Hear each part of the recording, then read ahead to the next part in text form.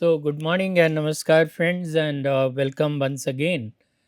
In the previous class, we discussed A House for Mr. Viswas by V.S. Naipaul, and in this class, we are going to talk about another important work by V.S. Naipaul in a free state that was published in 1971 and was awarded the Booker Prize. So, this happens to be one of the most important works by V.S. Naipaul after A House for Mr. Biswas. And one of its important features is that it's not a traditional novel like other novels. It's a novel framed by a larger journey, and inside it, Nepal includes a prologue, two short stories, and the main novella by the title In a Free State. And all of these are tied by themes of exile, displacement, and violence. So, first of all, as I said, it's a Booker Prize winning novel by V.S. Naipaul, and it's a symphonic work consisting of a framing narrative, as I said, and three interconnected stories, one out of many: Tell Me Who to Kill, and the title novella In a Free State. So, framing narrative is a particular kind of narrative in which there are different elements, but they work under a larger plan. As it happens in this, the book opens and closes with a brief narrative set on a ferry to Egypt, where the unnamed narrator observes the tensions and hierarchies among passengers. Years later, the narrator returns as a tourist, reflecting on change and the persistence of social divisions. So, when we look at the entire, story corpus, we find that there is a binding thread which runs through that as the times change and the changing reality is discernible through these narratives. So each story explores the struggles of uprooted individuals who are uprooted from their homelands and make a journey into unfamiliar, often hostile environments, with the overarching theme being the complex and often painful price of freedom. So, in the earlier novel, also, we saw how Nepal projected Mohan Biswas and his quest for freedom, and he continues to believe that freedom is always at some cost. So in this story also we find that the characters are struggling for freedom, but then they have to pay some price for ensuring that freedom. The first story, one out of many, is the story of an Indian servant who accompanies his master to Washington D.C., um, escaping poverty in Bombay, obviously for better opportunities in life. However, in America, he feels lost and isolated, where he is living in a cramped quarter and struggling with the foreignness of his new environment, with little to talk about to people because of his constraints in language and because of the unfamiliar setting. So, attempting to escape his master's control, he finds work in a restaurant but soon realizes he is living illegally and is at risk of deportation. So, as a diasporic, every attempt at realizing freedom results in some kind of disaster or is a sad reminder of the limitations of diasporic community, as it happens in the case of this servant. He escapes from his master's control, finds a job in the restaurant, only to realize that now he is more exposed and more vulnerable because he is living illegally in the US, and always at the risk of deportation. Ultimately, he tries to find a way out, and he marries a woman he barely knows to secure his status, but remains deeply alienated and fearful, never truly free. So all his attempts at freedom, uh, you know, uh, end in some kind of distress or disaster, we can say, as he never realizes true freedom. And this itself is symbolic of the plight of diasporic subjects who always feel trapped, and all their efforts to realize true found freedom is something of an illusion that is never realized. The second story in this larger scheme of narrative, Tell Me Who to Kill, is a story that follows a South Asian family in the West Indies. The narrator, who is the elder brother, sacrifices everything to send his younger brother to England for education, because, like his neighbors who are always showing off that they are successful and have relations abroad, he also wants to send his younger brother at all costs, so that he can also take care of his social status. And again, he believes that good education will transform their lives. But after years of hard work and humiliation, he discovers that his brother has not succeeded as he hoped, and his dreams are shattered, leading to violence and tragedy. And ultimately, under frustration, he murders a friend of his brother and lands in jail. The story ends with the narrator attending his brother's wedding, accompanied by a carer, his life irreparably damaged by dislocation and disappointment. And this carer is nobody else but the guard who has been sent along with him because he is in prison. So we find that all attempts at making something meaningful in life ends in a fiasco, and turns sour for the protagonist in Tell Me Who to Kill. In a Free State, as I earlier said, is a novella, and centers around an unnamed African country. Most of the people have tried to resemble it with Uganda, um, but it can be any country: Uganda, Kenya, or Rwanda, in African country. Um, and it is set in that African country that has recently gained independence. The country is in turmoil, torn by tribal conflict between a weak king and a ruthless president, each representing different ethnic groups. The president, backed by the army and former colonial powers, is violently consolidating power, leading to widespread fear and instability.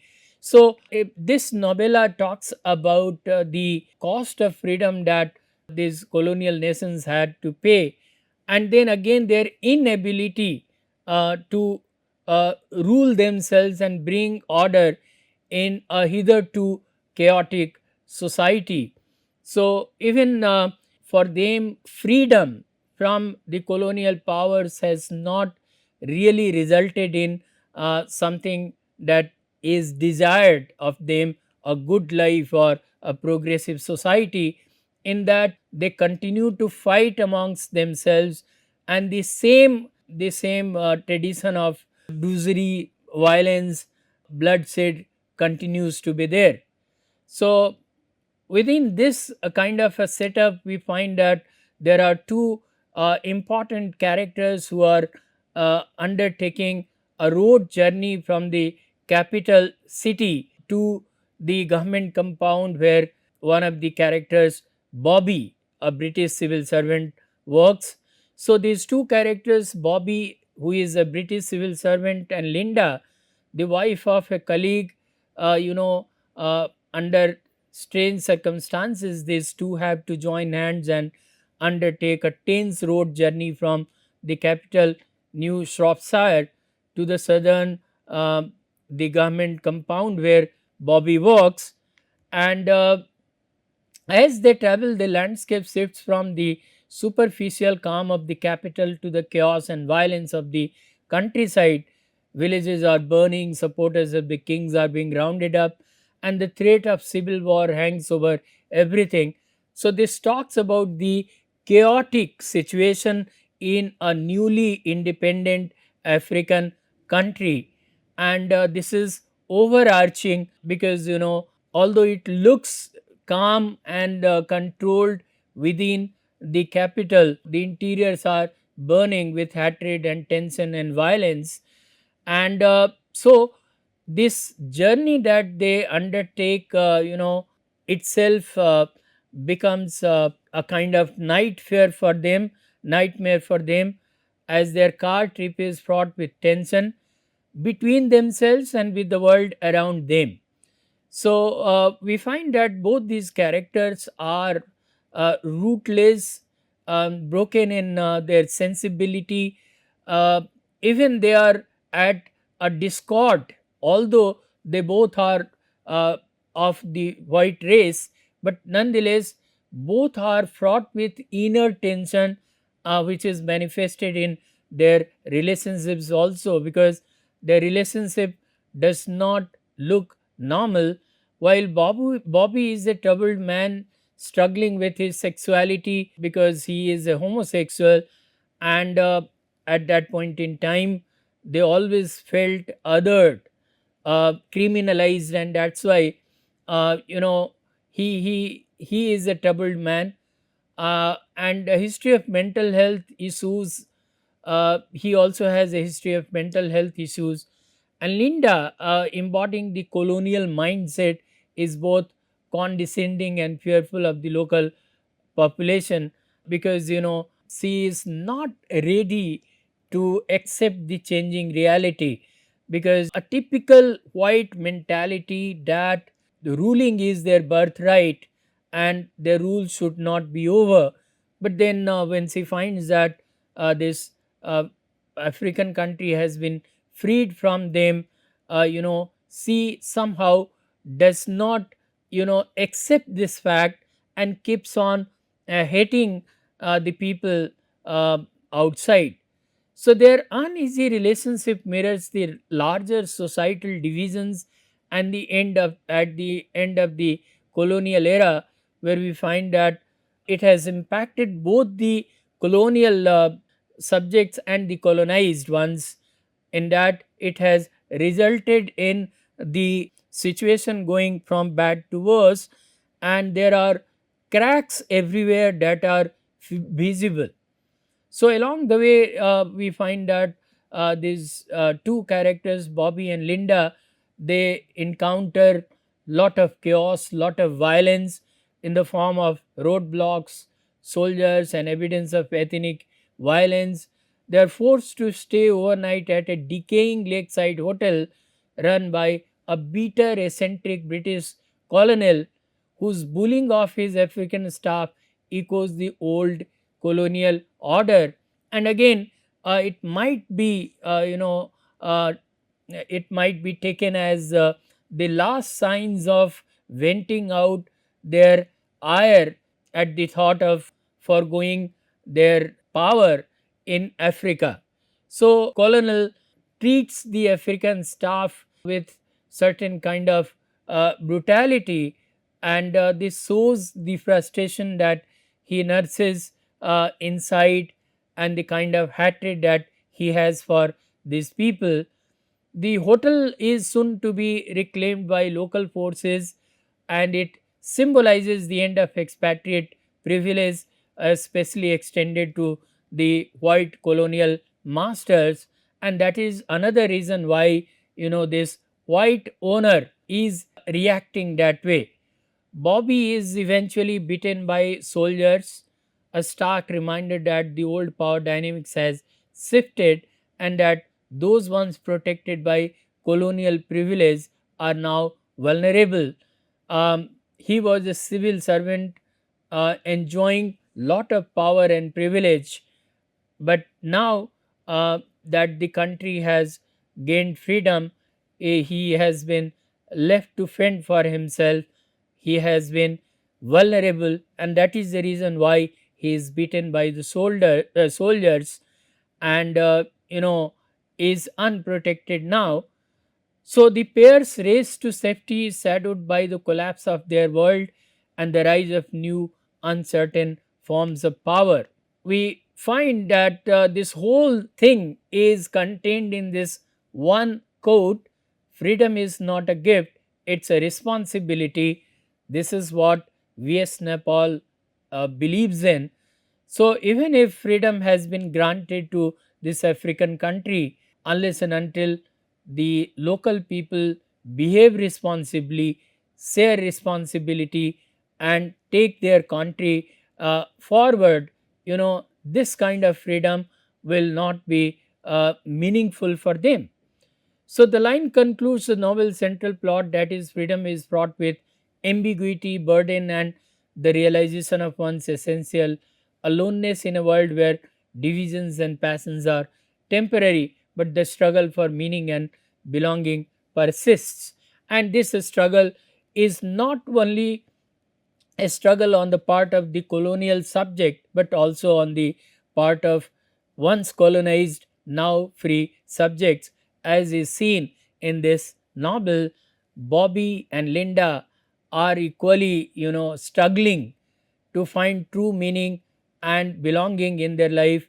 At the same time, the country has been granted freedom, but is still under the shadow of fighting for existence. So, all that freedom has brought me is the knowledge that I have a face and body, that I must feed this body and clothe this body for a certain number of years, then it will be over. So, obviously, this kind of realization that freedom is not a gift, it's a responsibility, and the people who have fought for it need to be sensible enough to truly build a world that is based on peace and harmony and progress, rather than fighting amongst themselves. But this is not the case. The same kind of anarchy still persists as it used to be earlier. So it suggests that despite the struggles and aspirations for liberty, freedom is reduced to the basic solitary act of survival, and survival will be possible only if people behave sensibly. And so, in this particular novella, V.S. Naipaul talks about the post colonial condition, um, and the colonial reality, how the colonialism that persisted for hundreds of years has rendered the people incapable of really thinking for themselves. And that is why, even if now that they have been granted political freedom, they don't know how to really make a sense out of it. If we look at the novel, this is yet another novel that is based on the diasporic theme. And like, first of all, the most prominent theme that we find in this novel is displacement and identity. All stories depict characters who are uprooted, struggling to find a sense of belonging in foreign or hostile environments. Uh, if we talk about the first story, we find how the servant struggles for belonging in US.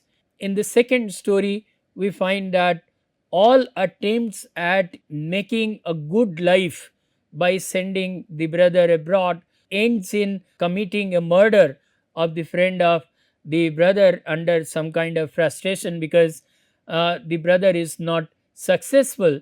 So this again talks about the impossibility of building an identity and sense of belonging on the part of the main characters. In the novella, we find that Bobby and Linda both are, displaced people, and are really struggling with their identity, while Bobby is troubled from inside as well, being a homosexual in a society that does not approve of it. He always thinks like fleeing from that society and is always on the fringes and is struggling to establish his true identity. On the other hand, we find Linda, who is symbolic of the ruins of colonialism in a country that has now been granted political freedom, but still is in complete chaos.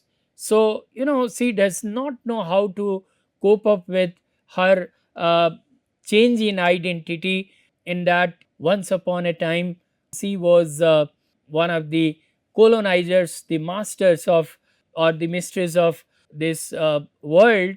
But then now she is nobody suddenly, that the colonial rule is over.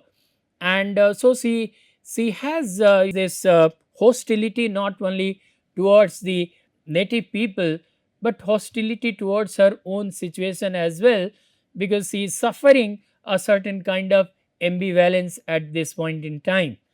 So, we find that both Bobby and Linda, they are completely out of place in this African country where they have been living. Um, as I said, Bobby, because of his personal problems, because of his sexuality, because of the changed circumstances, and Linda as well, because of the changed circumstances. Bobby's physical journey, a road trip across a country slipping into chaos, mirrors his emotional exile. And even Bobby and Linda travel through a hostile territory where their social status offers no protection. Foreigners, even when they were once rulers. So there is a certain, kind of change in their identity. And so there is no place one can hide from the world. So there is no fleeing from who you are, but uh, your true identity is not known to you, so you are always on the run. So this displacement and identity emerges as one of the major themes in the novel. The second thing is freedom and its ambiguities. Freedom, in this sense, both personal and political, is a recurring motive in this novel, as it questions whether true freedom is attainable, or it is always accompanied by new forms of confinement and responsibility. And we find that this is true, that true freedom is something that is elusive, and it is always accompanied by a new form of confinement and responsibility. So, although the African country has been granted freedom, it is still in the confinement of civil war, where there is lot of chaos and violence. And so this utopian notion of freedom, that once they are granted freedom, the country will turn into a heaven on earth, it remains a dream, not a reality. And the same thing happens in the case of the servant in the first story, where he tries to skip the control of his master by taking up another job in a restaurant, but then only to realize that it is another set of confinement that he has been subjected to. And being an illegal immigrant in America, he may be deported, and for fear of that, he further perplexes his situation by marrying a local woman despite his unwillingness to do that. So, true freedom is elusive. The political independence of the African state in the novel brings not peace, but new forms of operation and instability, which is proved by this. So, freedom has its own ambiguities, and this is how Nepal reflects on the post colonial condition of the newly independent colonial nations. There is another very prominent thing, that is power dynamics and post colonial legacy. The power dynamics always changes, and the post colonial legacy is still lingering on. So, African novella depicts dangers and uncertainties of a society in transition, where old colonial hierarchies have given way to new, often violent power struggles. So, here I am reminded of one of the statements in Khuswant Singh's Train to Pakistan, in which one of the characters says that what will happen if the country has been granted freedom? Will there will be more jobs, more land, uh, and more opportunities for us? In fact, what will happen is that the white sahibs will be replaced by brown sahibs, who will continue the same kind of uh, tradition. So I'm not using it, I'm not giving you a verbatim line by line account of that, but yeah, the conversation means something like that, that freedom will not certainly change the fate of the nation, as the white sahibs will be replaced by brown sahibs, and rest of it will continue to be as it used to be, without any real benefit coming out of it and extended to the common people, because they used to be common under the British Raj, and they will be common even under their own governments. In this novel, another important aspect is journey has been used as a metaphor, because this journey is both literal and metaphorical. Um, it is central to the narrative structure. Each journey represents a search for meaning, belonging, or escape, but often ends in disappointment or disillusionment. And I quote, "Every journey conceals another journey within its lines, the path not taken, and the forgotten angle." So the characters are always in search of something that keeps on deluding them, eluding them, and there is no harbor for them. One of the characteristic traits of rootless people and their meaningless search for meaning in life. So, character's sense of alienation offers a subtle form of wisdom, understanding that our lives are not single, linear narratives, but complex tapestries woven from both the roads we travel and those we leave behind. So, past and present, always intersect while we move on in future, and so we never ever really feel that we are free from the burden of the past, or are venturing into a future which may be complete break from the past. That means we are always caught in between, and this sense of suspension between the two poles is something that defines the life of diasporic subject. So, Naipaul pinpoints the world is always changing, but the past is always still there. That means, the past never ever leaves us. So, our experiences, good or bad, are always part of our life. Nepal shows that the legacy of colonial rule, its power structures, cultural dislocations, and psychological scars continue to shape the present. That means, the post colonial nations, although they have been granted political freedom by the colonial powers, still are not able to come out of the shadow of the colonial rule and all the systematic changes that have been brought in their system by the colonial powers.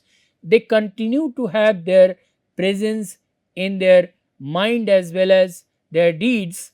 So, uh, the insight in that is that history is not simply left behind as societies or individuals move, shaping actions, identities, and destinies long after the world appears to have changed, because history is always present in the present of these nations. So, there is a persistence of the past. When we talk about the diasporic reality projected in a free state, we'll find that each story in the novel centers on characters who are physically and emotionally displaced, living in land far from origins and struggling to adapt to foreign cultures. So, characters are forced to renegotiate their identities in unfamiliar setups, often feeling caught between their native cultural backgrounds and the demands of the new environment. A characteristic feature of the diasporic community, a sense of in betweenness, and this is hallmark of these stories as well. The novel is set against the backdrop of colonial and post colonial societies, thus examining the legacies of empire and the complexities of nationhood and freedom. Setting up the newly independent African state reflects the turbulence and identity crisis that follow decolonization, both for natives and expatriates, as we see. While the natives are in complete chaos and fighting for their share of power and dominance, we find that the fading colonial world leaves the colonial masters, once who had been enjoying powers and privileges, weak and ineffective, as it happens with Bobby, who is not only struggling with his personal problems but professional loss of face, as he is also beaten by the soldiers. The journeys undertaken by the characters, whether across continents or within themselves, reflect the broader human search for belonging and meaning in a fragmented world. So concludes Misra. Novel, revolves around the existential absurdities and fear psychosis of migrated or uprooted people whose history and culture have been denigrated and human emotions dried up due to the inflections. So we find that all qualities that are the significant experiences of a diasporic text are found in this particular novel. It also mirrors immigrant experiences and captures the colonial anxieties across different nation states through different geographical settings. Novels structure multiple narratives, diverse settings, and shifting points of view reinforces the fractured, unsettled nature of diasporic identity. So even the narrative itself is diasporic in design, as it does not follow any set pattern and is full of precarious situations and experiences. So, friends, in a free state by Naipaul is a very important diasporic text that talks about many diasporic, concerns. Uh, in that we find that the characters suffer the sense of loss, sense of face, sense of emotional connect, sense of belonging, and are always in some kind of suspicion or in betweenness, which does not allow them to settle in their life physically as well as psychologically. So we find that overall this is a very gripping narrative of diasporic experience, and certainly worth our exploration. So friends, these are the references you can refer to, and this is all Thank you very much. In the next class, we'll again talk about another novel by V.S. Naipaul, The Mimic Man, and we'll see how this novel uh, talks about yet another character who experiences diasporic experience, and his problems are more existential than anything else. So we'll continue our discussion in the next class on the novel The Mimic Man by V.S. Naipaul. uh, for now, thank you very much for your company, and looking forward to you joining me for the next class. Thank you very much.